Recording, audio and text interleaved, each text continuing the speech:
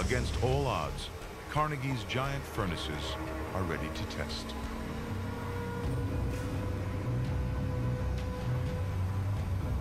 Steel production is phenomenally dangerous.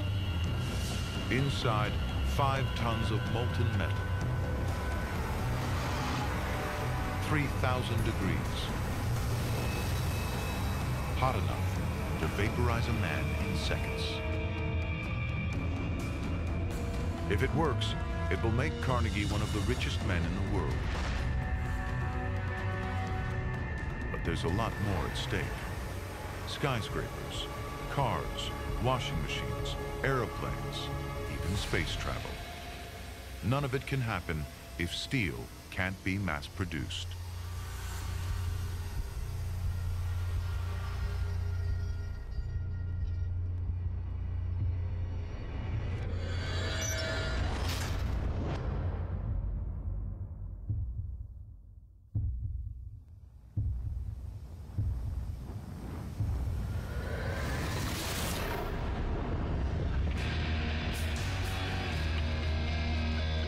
It's a success.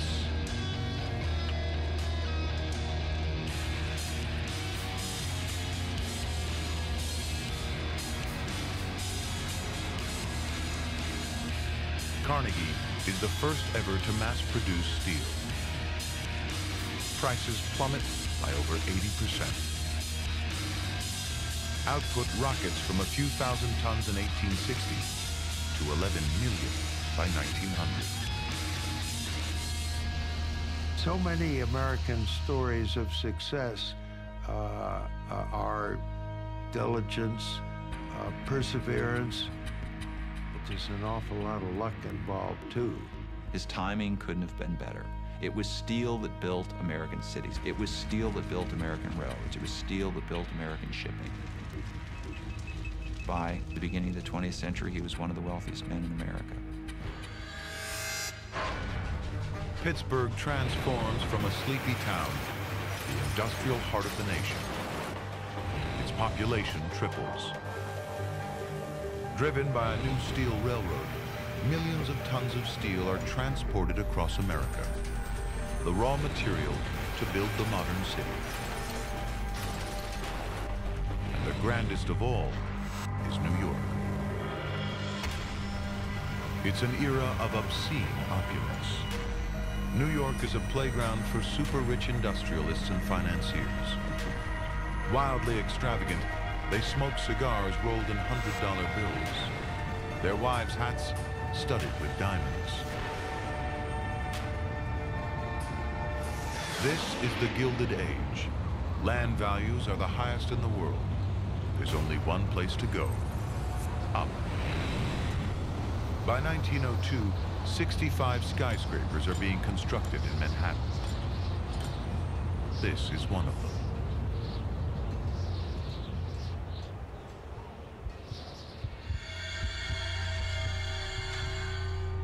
It's called walking the steel.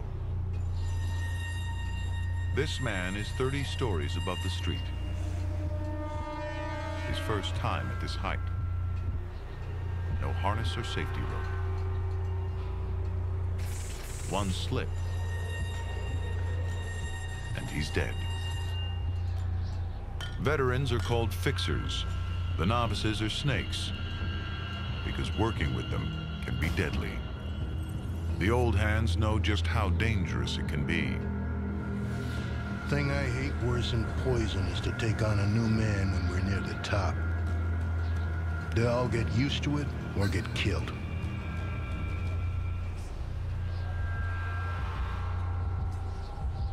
No hard hats, just a 280-foot drop. A sudden gust of wind, and it's all over.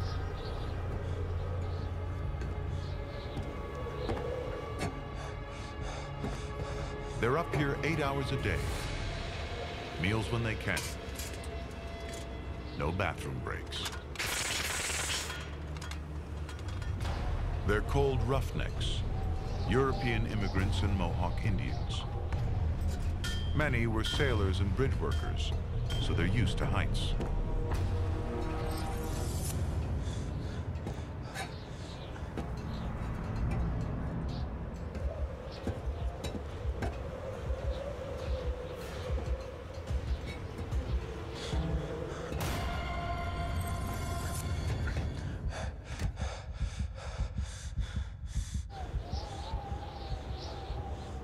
guys balancing on the beams. I think it took a lot of bravery. I think it took a lot of skill, a lot of physically challenging, but I also think you had to be a little crazy. The stakes couldn't be higher. It's a risk they are willing to take. The pay is $4 a day, twice the going rate for manual labor. Foreman William Starrett sums up his dangerous job. Building skyscrapers is the nearest peacetime equivalent of war. Even to the occasional grim reality of an accident or a maimed body, even death, remind us that we are fighting a war of construction against the forces of nature. He makes it. Many aren't so lucky. 2 roughnecks out of 5 die or are disabled on the job. Whether it's a builder or an architect or whatever, whoever had the imagination to design and build some of the great structures of New York, I'm inspired by. In 1902, in New York, this is what the future looks like. The Flatiron Building. Its triangular footprint determined by the intersection of 3 streets, not 2. The steel frame means the outside can be hung in sections like a suit of clothes. Now the walls don't take the weight, the steel does.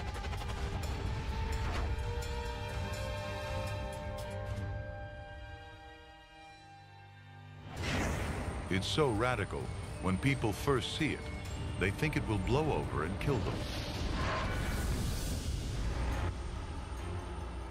A lawsuit is filed claiming winds focused by the Flatiron's extreme shape damage a nearby shop. Today, it's one of our best-loved buildings. Inside, the other breakthrough that lets towers rise into the clouds, the elevator. Before it, the tallest buildings stop mostly at 5 floors. No more walking upstairs now, so the sky's the limit. For the first time, the higher the floor, the higher the rent. You think it's a fairly humble invention, but when Otis invented the first really safe elevator, it enabled the growth of the modern city where people could come in, build much taller buildings, get a much higher density of people. And sure enough, by the end of the 19th century, the urban population has increased 87 times over. In Chicago alone, in just 10 years, they build 50 steel frame buildings. And in 20 years, its population more than doubles to almost 1.7 million. American cities are exploding.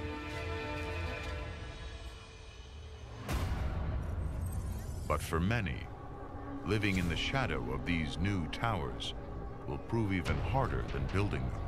In America in 1890, crime and poverty are rife on the streets. But these mavericks are about to make a difference.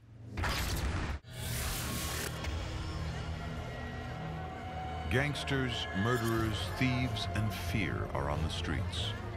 New tabloid newspapers splash crime all over the front pages. In Chicago, you can rent a gun by the hour. In the Sears catalog, you can buy one for $12. In New York, a policeman finds a list on a murdered gangster. His rate card. Punches, $2. Nose and jaw broke, $10. Ear chewed off, $15. The big job, $100 and up.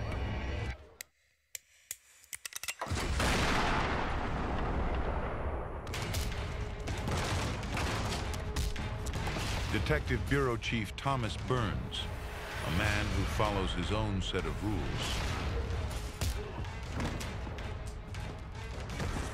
He's shrewd.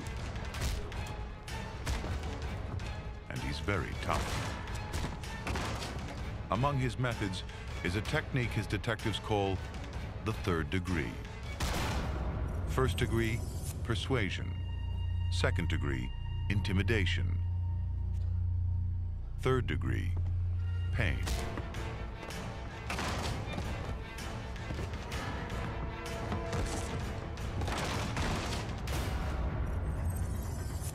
In 4 years, Burns claims he's arrested 3,300 criminals. He solved the biggest heist of the 19th century, nearly a $3 million Manhattan bank robbery. Reporters call him the greatest crime buster in the history of the New York City police force.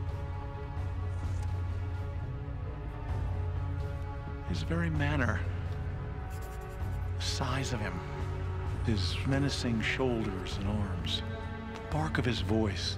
Pickpockets, forgers, whoever cracked a safe, unscrupulous rogues. Crooks are now afraid of their shadows. They lead double lives. But tracking down criminals isn't easy. There's no official ID, no birth certificates or driver's licenses.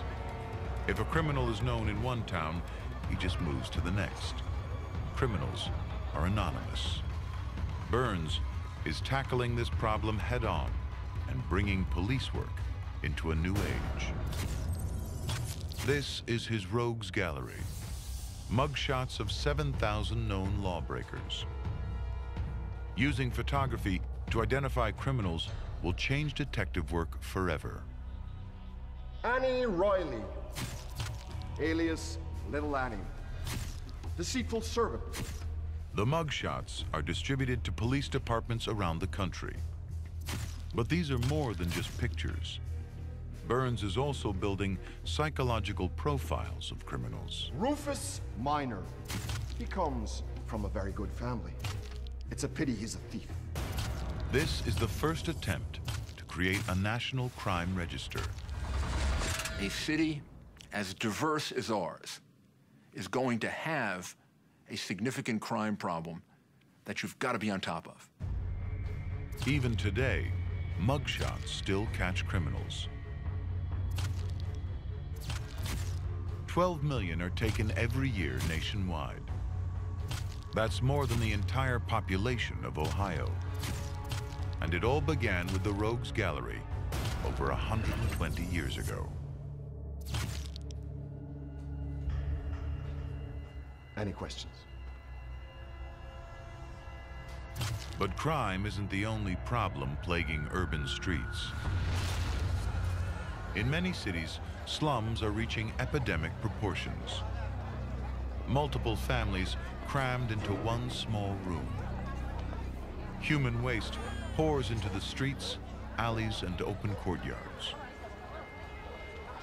People were crowded in. There were windowless tenements. Sometimes you had no internal plumbing, just privies in the basement, in the backyard. And the Lower East Side during these years was the single most crowded place in the entire world. Jacob Rees, Danish immigrant, crime reporter, photographer. He gets leads for stories from Chief Inspector Burns. Now, he's about to expose the hell of tenements. Jacob Rees knows what it's like to be poor. 15 years ago, he lost his job in a stock market crash. It's midnight, but Rees has a new technology that will change the public perception of poverty forever. An explosive powder that produces enough light to photograph in the dark.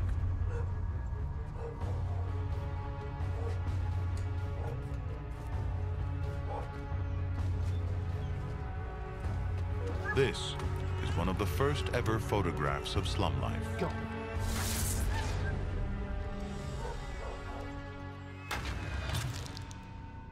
It shocks millions. Ladies and gentlemen, my name is Jacob A. Rees, and this is how the other half live and die in New York City. Magazines refuse to print his work, so Rees puts on his own magic lantern shows. His mission, to show the nation's